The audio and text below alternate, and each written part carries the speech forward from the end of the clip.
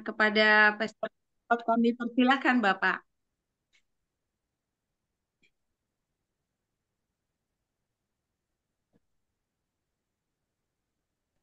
Ya, shalom Bapak Ibu, yang dikasih oleh Tuhan. Halo. Kedengaran suara saya? Kedengaran Pak. Jelas Iya, Pak. puji Tuhan. Ada sedikit gangguan teknis karena ternyata di laptop Zoom-nya lagi error, ya, Iya. keluar masuk. Jadi saya harus pakai handphone dulu ya. Gak apa-apa. Ya, Mari kita bersatu di dalam doa. amin. Bapak, di dalam nama Tuhan Yesus Kristus, pada pagi hari ini, kami mau mendengarkan sebagian daripada firman-Mu, bagaimana agar kami dapat memiliki kunci berkat kerajaan surga dalam hidup kami, sehingga hidup kami menjadi lebih baik dalam setiap langkah perjalanan kami selama hidup di dunia ini di dalam Kristus. Terima kasih Bapak, di dalam nama Tuhan Yesus kami berdoa. Amin. Amin. Bapak Ibu yang dikasih oleh Tuhan Yesus Kristus, kita mengetahui bahwa arti kunci itu, ya, sering kita mendengar adalah alat untuk membuka, ya, atau fungsinya. Nah, jadi guna dari sebuah kunci atau arti juga dari sebuah kunci adalah ketika saudara sedang pergi ke suatu tempat atau datang ke suatu tempat, Anda melihat ada gerbang yang terkunci atau pintu yang sedang terkunci, maka kunci yang saudara miliki itu gunanya adalah untuk membuka, ya, membuka pintu atau membuka gembok supaya saudara bisa masuk, kira-kira begitu ya. Nah, setelah saudara masuk, saudara akan melihat apa yang ada di dalamnya. Setelah saudara melihat apa yang di dalamnya, saudara juga akan bisa mengambil atau memiliki, ya, apa saja yang ada di dalam, baik itu di dalam peti maupun di dalam rumah tersebut. Nah, setelah saudara memiliki sesuai dengan fungsinya, saudara juga bisa menggunakan, ya, apa yang saudara temui di situ sesuai juga dengan fungsinya. Kalau itu saudara ketemu dengan, katakanlah, pensil atau pulpen, saudara akan menggunakan pulpen itu untuk menulis. Ya, kalau itu adalah alat untuk akan memalu, maka saudara juga bisa memalu. Jadi saudara harus menggunakan alat-alat tersebut, gitu ya, sesuai dengan fungsinya. Nah, ini yang menyebabkan saudara dan saya akan menjadi seorang yang berfaedah, ya, di dalam hidup ini ketika menjalani banyak masalah. Nah, Bapak Ibu yang dikasih oleh Tuhan Yesus Kristus, kita perlu tahu kebenaran firman Tuhan, ya, dalam Matius 6 ayat 33. Demikian firman Tuhan. Tetapi carilah dahulu kerajaan Allah dan kebenarannya, maka semuanya itu akan ditambahkan kepadamu. Jadi firman Tuhan ini jelas. Kalau saudara baca mulai dari ayat ke atas dan juga terus ke bawah, saudara akan berhadapan satu perikop yang dikatakan tentang kekhawatiran, tentang kebutuhan-kebutuhan hidup. Dan banyak hal lagi sebenarnya pengertiannya. Namun demikian, segala sesuatu itu bisa saudara miliki untuk mengatasi kekhawatiran atau kebutuhan saudara. Saudara dan saya diminta untuk dulu mencari kerajaan Allah dan kebenarannya. Setelah saudara menemukannya, mendapatkannya, barulah saudara bisa memilikinya. Kira-kira seperti itu. Tuhan Yesus pernah menyampaikan firman-Nya di dalam Yohanes 10 ayat 10. Pencuri datang untuk mencuri, ya, dan membunuh dan membinasakan. Aku datang, kata Yesus, supaya mereka mempunyai hidup dan mempunyainya dalam segala kelimpahan. Jadi ada suatu penjelasan dari Tuhan Yesus. Ada dua yang selalu datang dalam hidup ini. Pencuri yaitu iblis untuk mengambil sesuatu yang saudara miliki, ya, bahkan membunuh dan membinasakan. Tetapi Yesus datang untuk memberikannya hidup. ya, kemampuan untuk bertumbuh, kemampuan untuk berbuah, kemampuan untuk berkembang, kira-kira yang menjadi berarti dan dalam segala kelimpahan. Namun demikian, banyak anak-anak Tuhan ya belum mengalami hal tersebut. Kira-kira begitu. Itu masalah yang sangat serius sehingga tema ini perlu disampaikan agar saudara dan saya bisa menikmati janji-janji Tuhan. Nah, Rasul Paulus juga menyatakan dengan tegas di dalam Roma 8 ayat 32, ya, ia yang tidak menyayangkan anaknya sendiri, yaitu Bapa yang memberikan anaknya yang tunggal, atau Tuhan yang ya inkarnasi turun dari surga, gitu ya, lahir ke muka bumi ini, menjadi anak manusia di dalam Yesus Kristus, lalu mati, ya, sering kasih, ya, karena disalibkan, lalu dikuburkan dan bangkit pada hari yang ketiga, naik ke surga, dan satu saat kelak datang, ya, untuk menjemput saudara dan saya. Dikatakan, bagaimana mungkin, ya, bagaimanakah mungkin ia tidak mengaruniakan segala sesuatu kepada kita bersama-sama dengan dia, yaitu bersama dengan Tuhan. Sedangkan dirinya atau anaknya sendiri mau, ya, dikorbankan untuk menebus segala dosa kesalahan saudara, sehingga saudara dan saya berkenan kepada Tuhan. Lalu setelah berkenan kepada Tuhan, apakah kita harus mengalami hidup penderitaan, ya, bersama Kristus? Tentu saja tidak demikian. Nah, mari kita lihat sekilas perihal kerajaan Allah yang mau kita cari. Ya. Jadi kan carilah dahulu kerajaan Allah. Nah, kita lihat apa saja hal yang penting tentang kerajaan Allah ini, sehingga saudara mengetahui dan bisa mencari, mendapatkan sebuah kesimpulan. Oh, berarti begini cara saya mendapatkan. Ya.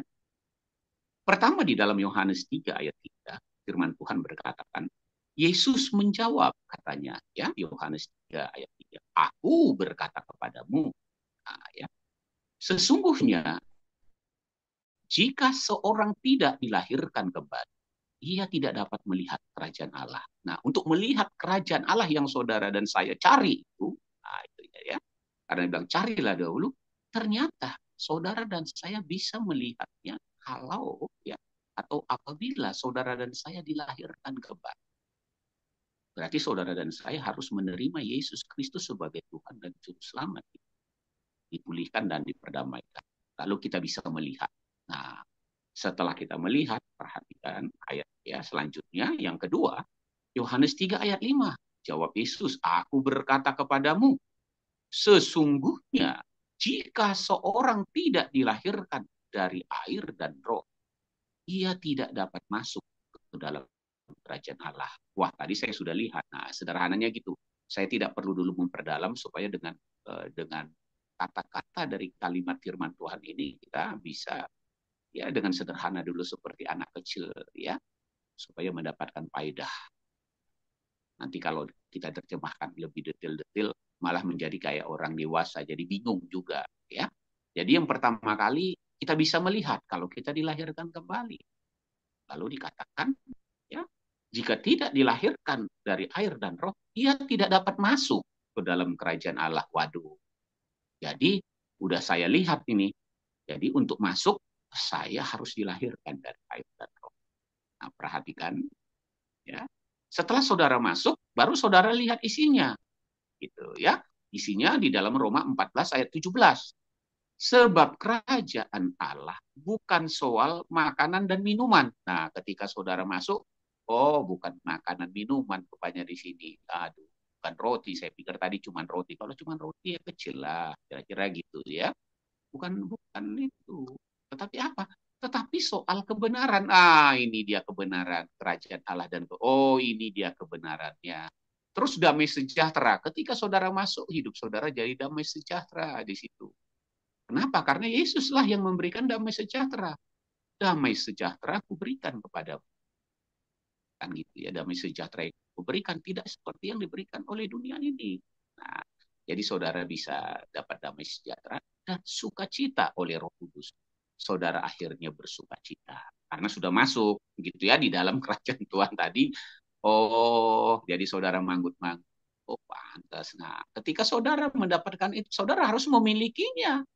Ya, memiliki kebenaran, memiliki damai sejahtera, memiliki sukacita. Ya, kalau tidak, ya repotlah.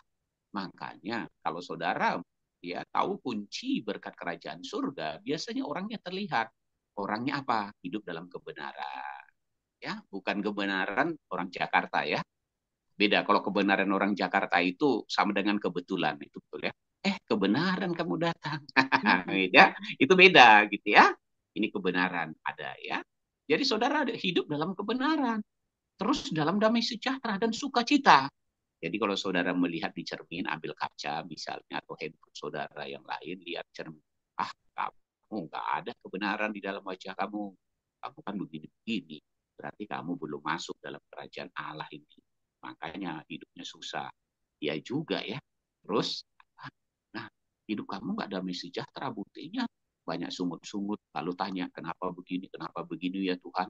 Saya pengen tahu nih, ingin ikut dulu Zoom-nya The Power of Love pagi ini supaya saya bisa tahu ya, punya kunci itu untuk mendapatkannya. Nah, benar kan, damai sejahteranya belum dapat. Lalu sukacita. Iya Pak, saya banyak nangis terus ini Pak. Nah itu ya, jadi hati-hati ya.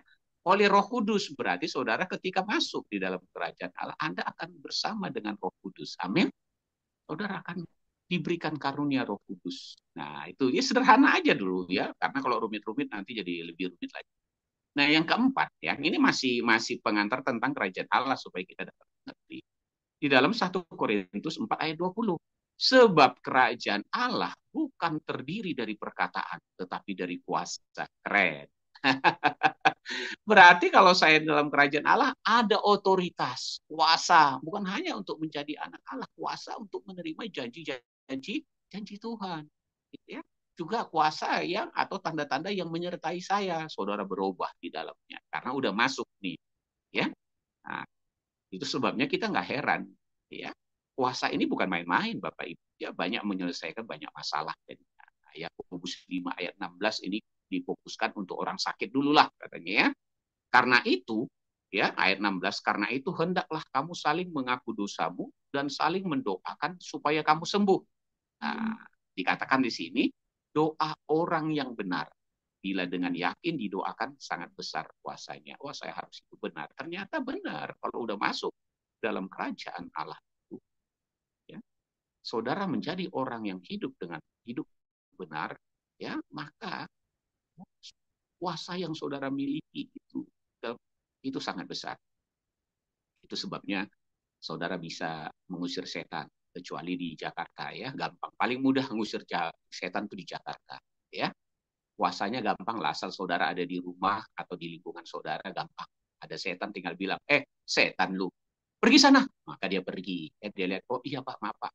Gitu ya. Nah itu di Jakarta lebih mudah mengusir setan daripada di daerah lain. Ya mungkin daerah lain juga gitu Pak. Ya terserahlah. Kalau saya di Jakarta tahu, hampir semua menggunakan bahasa itu kalau mengusir setan. Ya sesuatu yang nggak menyenangkan, yang nggak sesuai, yang dicurigai selalu bilang, setan lu, ngapain lu di situ? Naik-naik rumah orang atau masuk. Pergi sana. Mau gue teriakin. Nah, gitu ya. Nah, gitu. Jadi jangan bingung kalau mengusir setan itu ke Jakarta aja dulu. Pasti mudah mengusir setan. Ya. Oke. Sekarang kita akan melihat. Tadi udah kenal ya kerajaan Allah itu. Oh, kerajaan Allah. Saya udah masuk di dalamnya enggak ya? Kayaknya masih separuh-separuh, Pak. Nah, kalau separuh-separuh, awas. Nanti kalau pintunya tertutup, kejepit di situ ya, bahaya ya. Atau udah masuk tapi belum melihat. Udah masuk nih Pak, tapi saya belum melihat. Di situ ada kebenaran, ada damai sejahtera, ada sukacita. Saya nggak lihat. Ada apalagi kuasa Pak. Nah, buktinya saya udah sekian lama menjadi orang Kristen di dalam Kristus, tapi saya nggak nemuin itu. Mana damai sejahteranya, mana sukacitanya, mana kebenarannya, mana kuasanya. Oh Tuhan, kenapalah setelah jadi orang Kristen jadi banyak masalah hidup saya ini kok jadi susah Tuhan. Nah itu jadi keliru. Berarti kuncinya belum. Udah masuk, tetapi belum melihat. Jadi ingat ya, kalau saudara membuka pintu, lalu masuk, belum melihat, karena mata saudara belum mampu melihat. Karena masih gelap barangkali. Ada yang selaput yang menutupi. Apa sih kata dokter ini kerajaan Allah ada begini, saya nggak ngelihatnya Pak. Mana damai sejahteranya? Wah ini bohong semua. Mana kebenarannya? Mana sukacita? Mana kuasa? Nggak ada. Jadi hati-hati ya. Nah sekarang kita lihat gitu ya. Beberapa pokok renungan untuk mendapat gambaran perihal kunci berkat kerajaan surga. Oh saya pengen tahu Pak. Gimana nih tentang kunci kerajaan surga? Biar jelas nih Pak bagi saya. Tadi kerajaan Allah saya udah tahu. Oke. Ya. Nah, pertama, ya, Yakobus 4 ayat 2. Kamu mengingini sesuatu, tapi kamu tidak memperolehnya. Nah, kira-kira gitu. Ya. Kalau kalimat yang selanjutnya saya nggak mau baca nanti dikira saya mengancam. Kan nggak enak ya. Pak dokter kita adukan mengancam. Kata atau ini Pak, Bapak menuduh Pak. Ini fitnah. Nah, kan repot susah ya.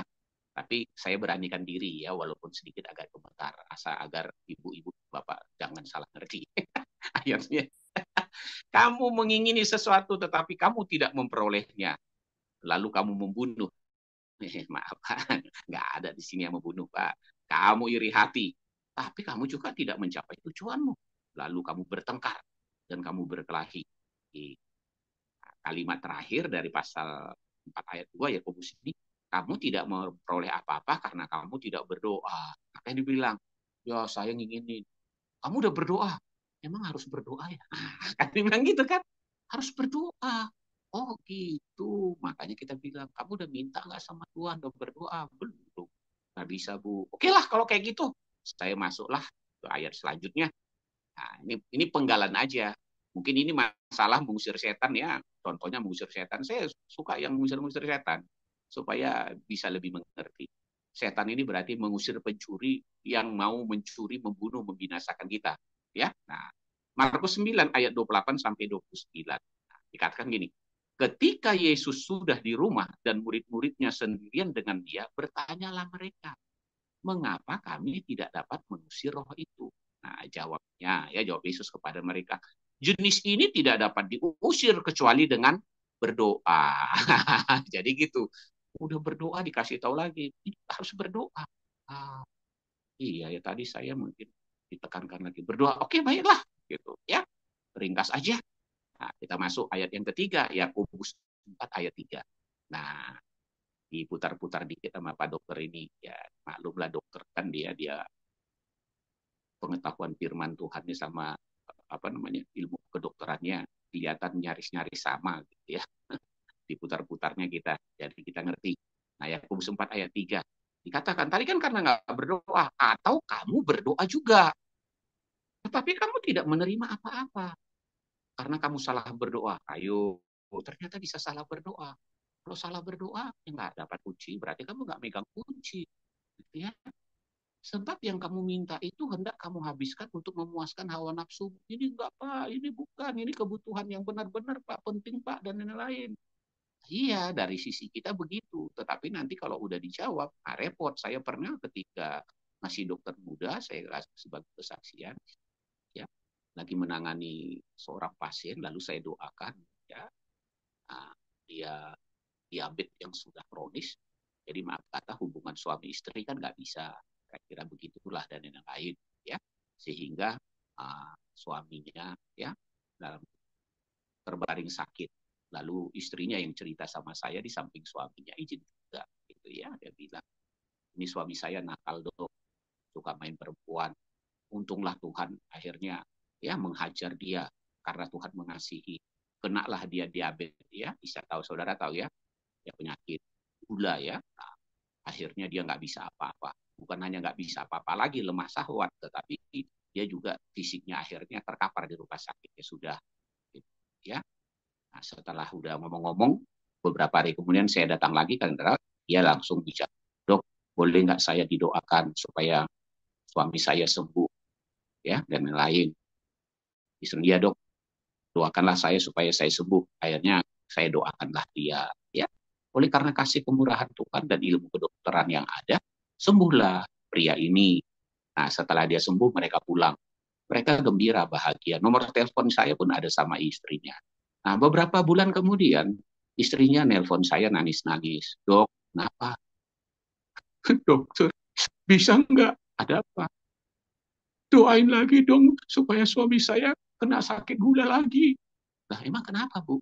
Suami saya pergi lagi meninggalkan saya main perempuan. Akan repot lagi. Setelah sembuh main perempuan. Saya bilang, Bu, itu di luar kemampuan saya. Gitu ya. Kan waktu itu sudah saya bilang, Pak, kalau seandainya Bapak nanti disembuhkan Tuhan, jangan berbuat dosa lagi. supaya tidak terjadi yang lebih buruk lagi dalam hidupnya, dia nggak mau. Akhirnya saya dapat kabar beberapa waktu di WA, Pak, puji Tuhan, ya suami saya sudah kembali, ya. Nah, itu sudah kehendak Tuhan. Saya bilang, kembali ke rumah. Enggak, Pak. Terus apa? Kembali ke rumah Bapak di surga, ya puji Tuhan lah kalau gitu ya. Nah, makanya hati-hati kalau sudah Tuhan ampuni, ya Tuhan sudah bilang supaya jangan terjadi yang lebih buruk dan yang lain, bahkan bisa ya kita dipakai Tuhan. Nah, saudara perlu nanti kalau buat tema khotbah ya menghargai kesempatan kedua gitu ya. Karena ini kesempatan kedua ini banyak orang nggak mau menghargainya gitu ya. Nah, kelihatannya Ibu Nelly yang tertarik kesempatan kedua, kayaknya mantap juga ini Pak. Ya sudahlah. Karena firman Tuhan itu harus real dengan kehidupan supaya ya kita tidak pening dengan teori-teori, fakta aja. Nah, yang keempat biar kita tahu kunci kerajaan surga itu apa sebenarnya. Nah, itulah tercatat dalam Yesaya 59 ayat 1 dan 2. Nah, ya saudara udah hafal betul. Sesungguhnya tangan Tuhan tidak kurang panjang untuk menyelamatkan dan pendengarannya tidak kurang tajam untuk mendengar. Tetapi yang merupakan pemisah antara kamu dan Allahmu ialah segala kejahatanmu. Waduh, ternyata ini jadi masalah kejahatan. Ya, dan yang membuat dia menyembunyikan diri terhadap kamu sehingga ia tidak mendengar ialah segala dosamu ya Tuhan. Berarti kalau ada kejahatan dan dosa saya nggak bisa dapat apa-apa, nggak bisa masuk dan lain-lain. Kira-kira gitu. Jadi ayat ini berbicara tentang pertobatan. Amin. Ya, pertobatan, kejahatan dan dosa itu kan bicara tentang pertobatan. Kita pegang satu dulu. Ternyata kunci pintu berkat kerajaan surga itu satu pertobatan. Begitu ya. Pertobatan. Saya kalau tidak hidup dalam pertobatan di dalam Kristus, waduh, semuanya terhalang ini kelihatannya ya. Kan gampang-gampang lagi. Makanya saya nggak mau bilang, Pak, saya nggak hidup lagi di dalam dosa, Pak. Saya bukan hamba dosa, Pak. Terus saya jatuh aja, Pak. Ya sudah, ya maka Anda nggak dapat apa-apa nanti pada saat jatuh. Ya, tadinya jatuhnya ke got, nanti lama-lama jatuh ke got, tapi di got itu ada buaya nyasar ya, atau ular lepas dari mana, dari tangkarnya. Dimakan dia di situ. Terus saya kira jatuh di sini nggak apa-apa. Iya nggak apa-apa. Tapi kenapa ya? Kok dia bisa mati jatuh ke situ? Nggak tahu tuh ada buaya di situ. Ada ular gede. Terus waktu jatuh bapak itu, ibu itu langsung dicaplok. Wah, ternyata jatuh di tempat yang sama nggak menimbulkan akibat yang sama karena berbeda. Bapak Ibu tahu lah, kira-kira gitu ya. Kalau duduk di pinggir sungai, Anda akan lihat itu nggak sama. Pertama kali saudara lihat benih, lalu kelihatan mungkin ada sampah botol. Ya, terus lama-lama ya saudara tahulah ada yang nggak sedap saudara lihat, ada bisa bangkai ayam dan yang lain. Nah, atau tahu juga di bawah itu ternyata ada ular atau buaya kan saudara nggak tahu. Jadi saya cebur aja di sini bisa mati Bapak Ibu, gitu ya. Jadi kita harus hati-hati. Nah, sekarang pertobatan adalah salah satu kuncinya. Apakah itu saja Pak? Kita lihat lagi. Mari kita lihat dalam Markus 11 ayat 22 sampai 26. Nah, biar kita tahu. Yesus menjawab mereka, percayalah kepada Allah.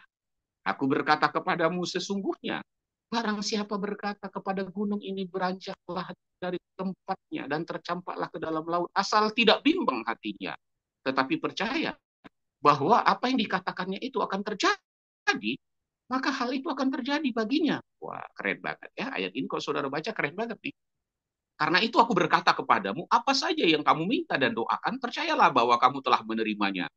Maka hal itu akan diberikan kepadamu. Amin. Nah, banyak orang, dalam nama Tuhan Yesus, saya percaya begini-begini. Wah, saya yakin sudah menerimanya. Tapi nggak nongol-nongol juga. Gitu ya. Capek deh. Jangankan seminggu, ya sebulan, bertahun-tahun juga nggak nongol. Ada apa? Lalu saudara bilang ini mungkin bukan kehendak Tuhan atau segala sesuatu ada waktunya. Lalu saudara nyanyi musim berganti kan itu ya, kasih Tuhan itu tetap abadi. Tapi waktu nyanyinya air matanya nangis, nangis gitu ya terus tak akan berubah. Tapi kapan ya Tuhan? Kira-kira gitu. Nah, karena dia lupa ayat ya 25 26 dikatakan Tuhan bilang ini, jangan hanya sok-sok iman dan deklarasikan percaya banget gitu ya, iman oh kita. Tapi harus ingat dong ayat 25 26 apa itu? Dan jika kamu berdiri untuk berdoa, ya apa-apa. Ampunilah dahulu sekiranya ada barang sesuatu dalam hatimu terhadap seseorang. Oh, jadi selain pertobatan ternyata pengampunan. Oh, kuncinya dapat Pak saya. Maksud Pak Dokter, rupanya kunci berkat kerajaan surga itu adalah pertobatan dan pengampunan. Oh, kalau saya hanya bertobat saja tidak mengampuni, saya kuncinya hanya masuk cek. Lalu kok nggak bisa masuk? Ya macet Bu. Kenapa? Masih Ibu masih belum mengampuni. Oh mengampuni dulu ya ampuni. Tuhan ampunilah kami seperti aku mengampuni orang yang bersalah kepada kamu. Cekrek, terbuka. Waktu terbuka masuk masih belum terlihat juga. Kenapa? Karena belum tulus hanya buka pintunya doang. Kalau perlu baru kan sering gitu. Ketika ada masalah, Tuhan, aku bertobat mulai sekarang. Tuhan, aku ampuni dia. Tuhan bilangnya, kamu persis kayak anak kecil yang membujuk-bujuk bapaknya ya, karena ada kepentingan. Nanti kalau saya kasih, kamu berbuat aneh lagi. Waktu itu pernah kamu ngerjain ayah. Sekarang ayah nggak mau itu lagi. Ayah pengen melihat ketulusan. Ah, gitu ya. Nah, gitu. Kadang orang kan hanya begitu. Ya, hanya kalau penting. Ampunilah sekira supaya juga Bapakmu yang di surga mengampuni kesalahanmu. Jelas ya? Nah, kenapa? Jangan lupa firman Tuhan mengatakan demikian. Supaya saudara tahu kunci ini menggunakannya dengan baik. Pertobatan dan pengampunan. Yeremia 5 ayat 25 dikatakan, kesalahanmu yang menghalangi semuanya ini. Dan dosamu yang menghambat yang baik daripada. Jadi dapat disimpulkan bahwa kunci berkat kerajaan surga adalah pertobatan dan pengampunan dosa di dalam Kristus. Amin. Nah, dari mana Pak Dokter kok tahu? Pak Dokter jangan kadang-kadang dong.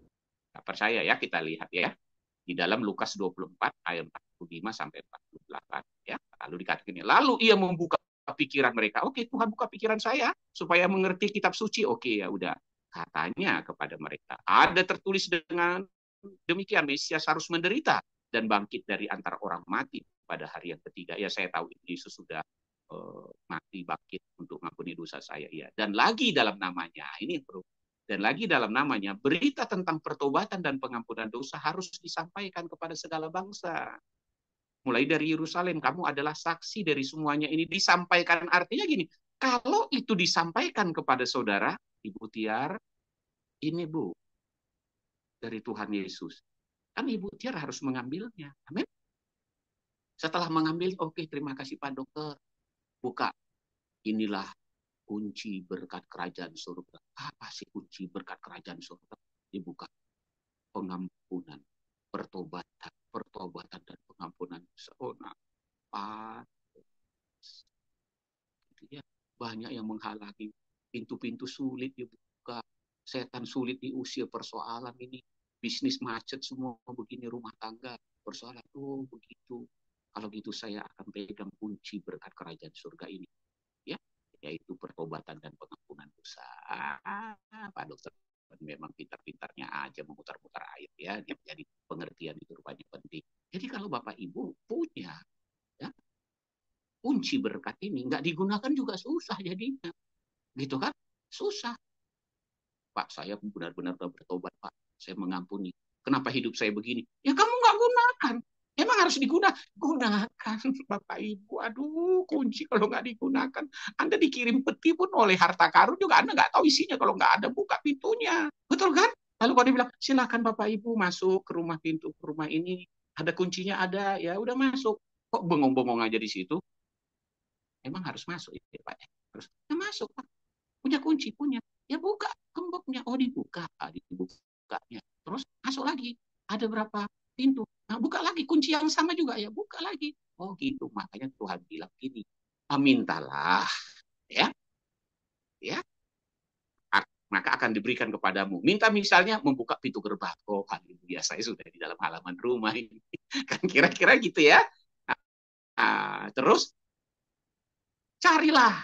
Oh, saya udah cari. Oh, ini Pak, udah saya lihat. Ini jalannya.